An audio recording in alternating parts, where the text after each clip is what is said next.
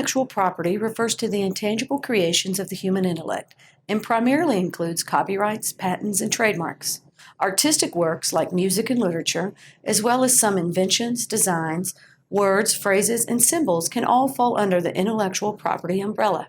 The intangible nature of intellectual property presents challenges when compared with traditional property like land. Unlike land, intellectual property is indivisible. However, the ownership of intellectual property can be shared by more than one person. Also, a landowner can surround his land with a fence to protect it, but the owner of intellectual property, like a product design, can sometimes do very little to stop a buyer from making copies and selling them more cheaply. The United States Patent and Trademark Office is the federal agency that oversees the application process for obtaining patent and trademark protection. Protection for copyrights is handled by the U.S. Copyright Office. The primary purpose of modern intellectual property law is to encourage the creation of a wide variety of intellectual goods for consumers.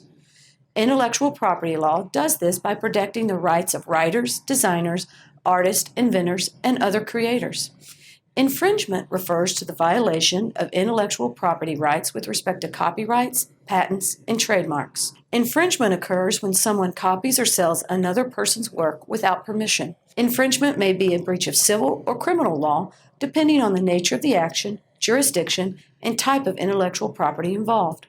Since the early 2000s, new international treaties and laws have extended protection for intellectual property throughout most of the world. But if you need to apply for intellectual property protection outside the United States, you should consult with an attorney who focuses on international intellectual property law.